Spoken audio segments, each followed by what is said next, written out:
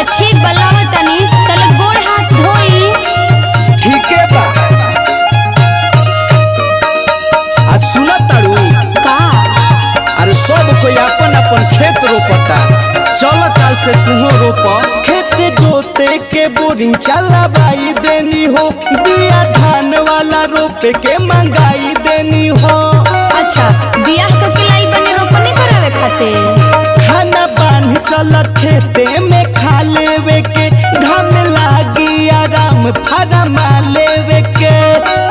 करे वाले चूल्हा चौकी बहड़ी राउर कनिया, करे वाले चूल्हा चौकी बहड़ी राउर कनिया। पातर को मोरिया हम चौक मोरा जई है, राजा निहोर के जकर रोपनिया। पातर को मोरिया हम चौक मोरा जई है, राजा निहोर के जकर रोपनिया। अरे अपना काम में शर्म कैसन, सब कोई अपन अपन मेहर के खेत में ले जाता। चलो 2-4 दिन के तक काम बा, एकरा बाद फिर आरामे आराम बा। ना जी रवा कुछ कहीं हम ना जाए, ना कहला से काम ना होई। हमहू खेती बाड़ी छोड़ दे तनी, बैठ के घर खाई। ऐसे करम तो कैसे होई, हम नया मेहर कनिया बानी आ खेत में रोपनी करे जाई। ना रोपनी करबू तो झुरा जाई। तब का झुरा ना जाई, नैहर में हम एको छू के काम नहीं कइले तो एजा कैसे कली। ढेर बड़ाई मत कर, ठीक नो। दिव्यांश स्टूडियो आरा।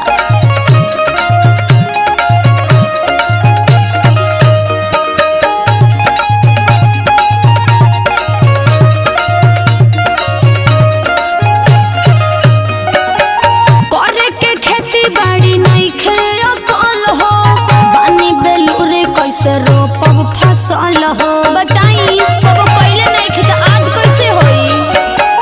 हम हिलाऊ कनिहा रउआ के खाली, कबो ना बनी बनिहार घर वाली। अरे तारा के बनिहार बने के थोड़ी हम कहतनी।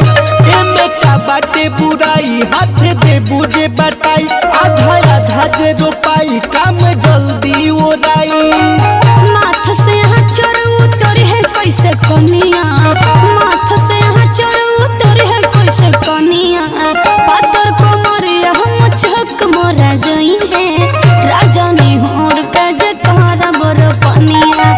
पातर को मरिया हम चौक मोरा जई है, राजा निहोर के जकर रोपनिया। बड़ दे चोर में हरारू बड़ू हो, सब 36 तोहरे भी भरल बा। अच्छा हम 36 पढ़ता नहीं, तब का करताड़ू। अपना से समझदारी नहीं खे हो। अपना काम करे में तहरा लाज लगता आए। अच्छा जब ढेर कामे बाटे तो जाके बनिहार रख ली, ओ कनिए लेकर आई, हमरा से सब काम ना होई, साफ साफ कह देतानी। आ बनिहार के पैसा तहर बाबू दी है। अरे घर के काम करबू तो पैसा घर ही नु बची हो। बानी किसान रउआ करी किसानी, ई सब काम नाला हम बनल बानी। ना घरे 10 गो लिपस्टिक मरी हो। हाँ तुम्हारा ना पैसा खर्च करके राखी बनिहार जी, घर या खेती दोनों होई ना संभार जी। अरे चला चला ढेर फुटानी मत करो।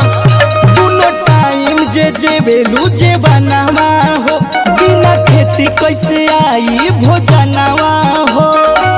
सैया रमेश मोरा मानी ना बचनिया, सैया नितेश मोरा मानी ना बचनिया।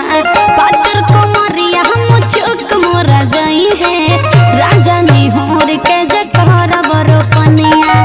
पातर को मरिया हम चौक मोरा जई है, राजा निहोर के जकर रोपनिया। हाँ तो हमरे जिम्मेनु बा, हम तो जइबे करब।